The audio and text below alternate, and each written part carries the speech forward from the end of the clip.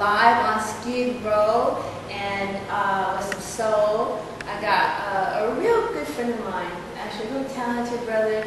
I used to sing with his mother, and this brother is multi-talented. He does comedy, he works in production, in the process of filming, videography.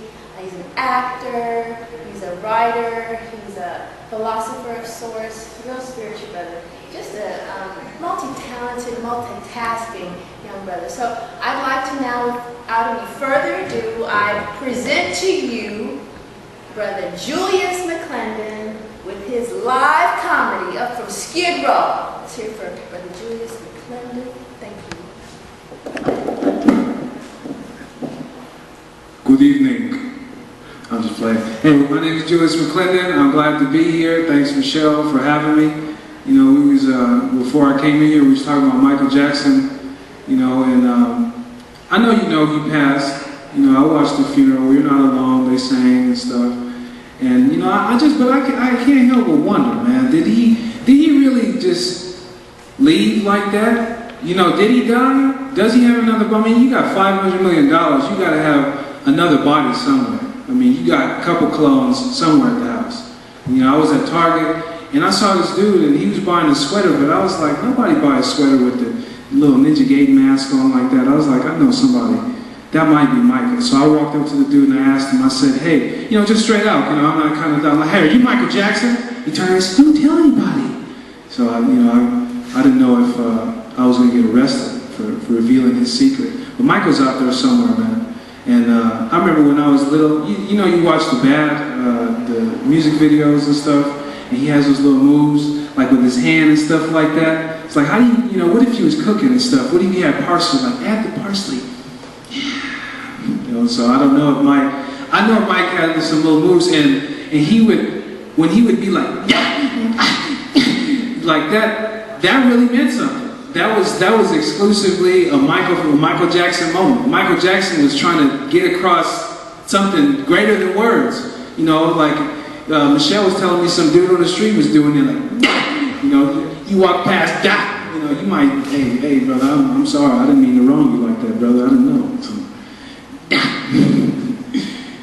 Michael Jackson, yeah, it's important. It's important to at least 3 times a day, man. It gets your stress levels down. You know, you get your push-ups in, you know, so you feel like a brand new person. And wow, you know, it's just to me, like all these people passing and stuff, I think we, you know, as people, we gotta pay attention to that. We gotta look within ourselves and say, all right, who's gonna take the weight? Like that Kool and the Gang song. Who's gonna take the weight? I was listening to that yesterday. I was like, you know what? He's right.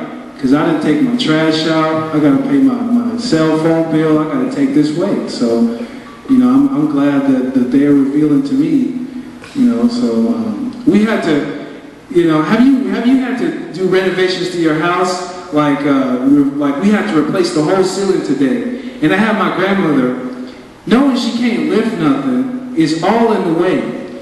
Like we out there lifting this big old 7,000 slab pound of drywall. And she gonna come out there, well, baby, let me get this side. I was like, Grandma, you need your arms for the rest of your life. I don't want you to lose them on account of this drywall. It's not fair. So we'll get it. Yeah. I play a lot of Nintendo games. You know, when I was little, I had all the cartridges and stuff. My friends used to come over. We used to play this game called Karate Kid. And we used to get mad because we called the game cheating because we would lose all the times. So that's when you learn to get your excuses up as a child. You're just like, you know what? It was the trajectory of this house. That's what happened. That's why I lost, because the house is slanted. It says 47 degrees. Mama, that's why. Okay, I'll go to bed. Yeah. So, you know, I don't know, man. I don't know. I don't know what's going to happen for the rest of 2009. I don't know what's going to happen with this budget crisis we have in California.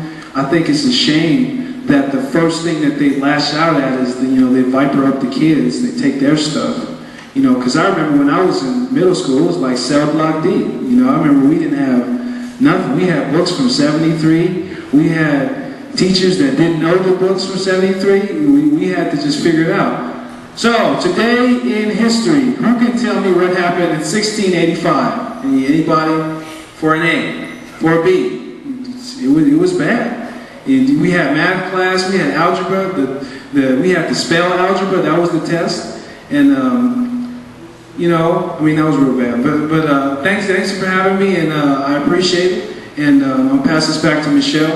Oh, okay. You know, Snoop Doggy Dogg, by Rutgers playing.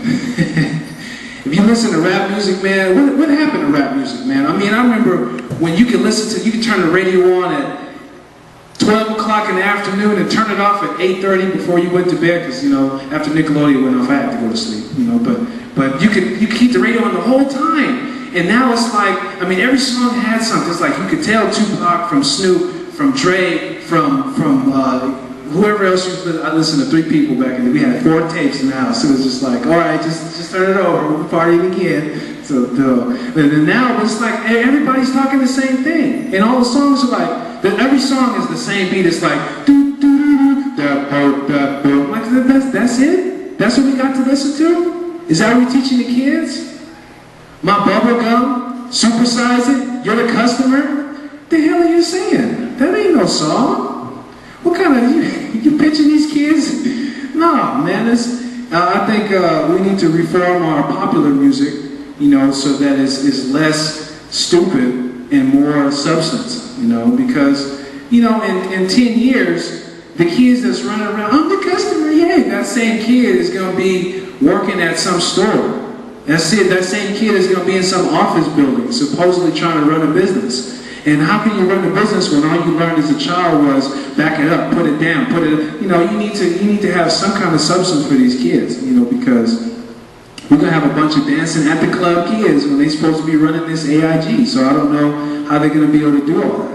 And stuff like this whole venue is excellent. Like, this is great, you know, to show up and to participate like this. You know, it's an outlet. You know, I can go home and be like, hey, I mean, my first company in a long time, I got on stage with some notes. You never do that. You never get on stage with no notes. That's like walking in on the final exam of your college task with an encyclopedia like,